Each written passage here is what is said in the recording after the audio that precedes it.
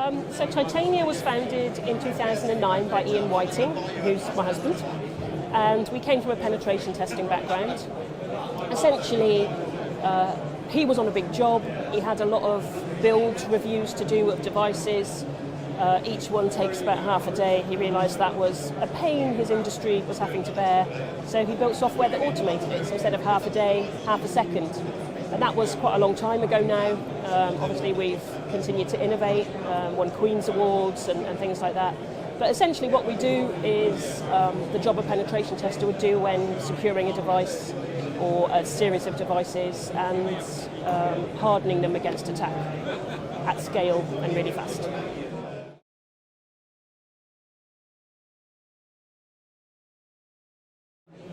So strangely, it's not just to do with what we do.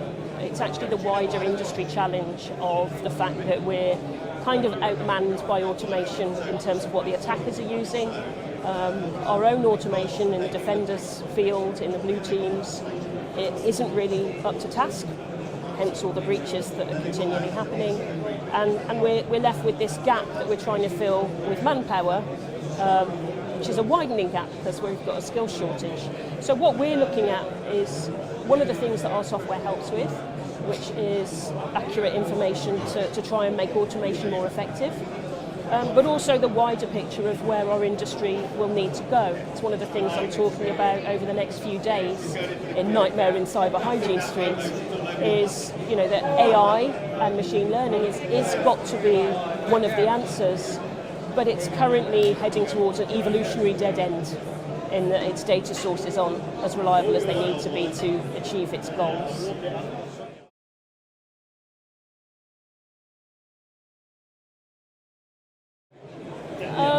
One of the things is that makes it a fundamental challenge is that a lot of our industry is based on investment, quite rightly. But investment often has a goal of first to market, first to new features, first to new developments, and they're not necessarily always building in security by design, because the two don't always go together. And also that tends to sometimes head towards protectionism rather than cooperation. The last time we as a humanity did something really, really big was hitting the moon. When you look at the climate that was in, which was the Cold War, there were some pretty big pressures on us to get together and do it right, to be first. I think those pressures are increasing, and NCSC and others say that there will be potentially a Category 1 attack that could cause some major devastation. I think at that point we'll get more proactive and more cooperative really quickly and maybe solve this problem of automation in a more productive way. So I think that's one of the biggest challenges. It's the disconnect between how we fund and what we want to achieve in terms of cooperation.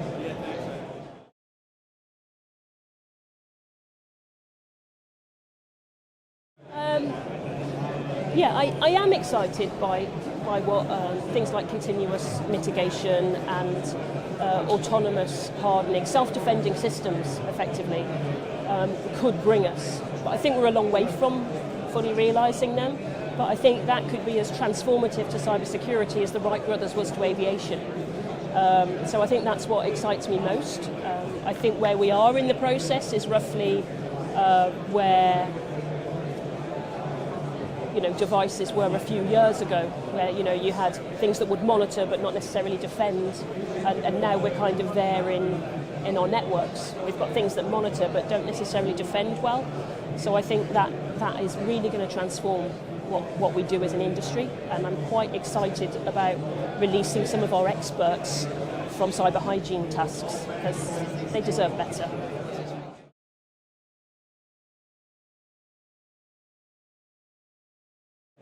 Cyber hygiene.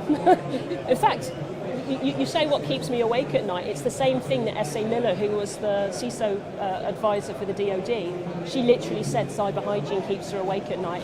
And the DoD have got one of the largest budgets on the planet to solve this problem, and it's still keeping her awake at night, which just shows that this is something that we really need to focus on. And cyber hygiene's been mentioned by NCSC a lot of times, and Gartner are moving from SEAM to saying we should move to SOAR.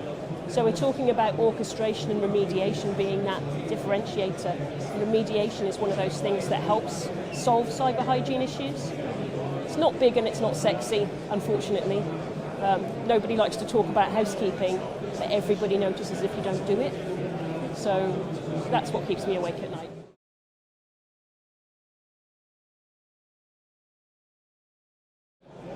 I love the fact that there are so many industry areas covered.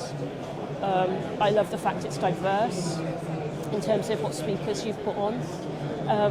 But most of all, I think if we're going to get cooperation, and CNI is one of our biggest risk areas. We're talking not just electricity where people and things like that, or defence where people things like that. But we're talking about banking, all of our major things that run our country.